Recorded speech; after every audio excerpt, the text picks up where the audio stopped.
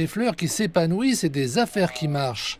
Voici le magasin Caruso Florist à Washington DC, un commerce familial de 4e génération qui fait partie de la capitale nationale depuis plus d'une centaine d'années. Autrefois, les clients faisaient la queue devant la porte, le passage piétonnier générait les ventes. Mais les temps ont changé.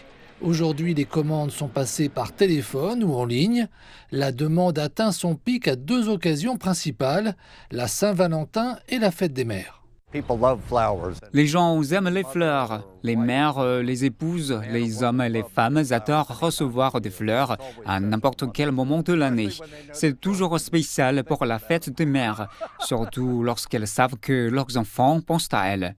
Michael et son équipe affirment qu'ils consommeront 350 000 tiges de fleurs pour répondre aux commandes de ce week-end.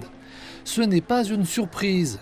Les fleurs sont en effet le choix de cadeau le plus courant pour la fête des mères, mais elles sont aussi parmi les moins chères. Une enquête de la National Retail Federation indique qu'environ 84% des adultes américains ont l'intention de célébrer la fête des mères cette année. En moyenne, ils devraient dépenser plus de 250 $ par personne. Ce chiffre est encore plus élevé pour les personnes âgées de 35 à 44 ans. L'enquête de la NRF montre qu'ils prévoient de dépenser en moyenne près de 350 $ pour leur mère.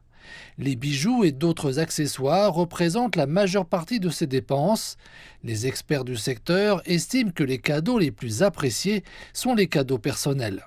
Je pense qu'il est important de réfléchir à qui est sa maman et à ce qu'elle pourrait aimer. Par exemple, si elle fait du yoga, un tapis de yoga Lululemon est une excellente idée.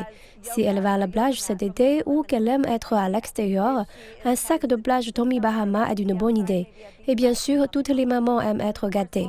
Alors quelque chose comme une journée de beauté à la maison avec des articles de beauté de Nordstrom. Ainsi, grâce à la fête des mères, les détaillants américains peuvent s'attendre à un mini-boom des dépenses de consommation en mai. Une manne de 33,5 milliards de dollars. Une perspective très réjouissante pour maman et pour l'économie américaine.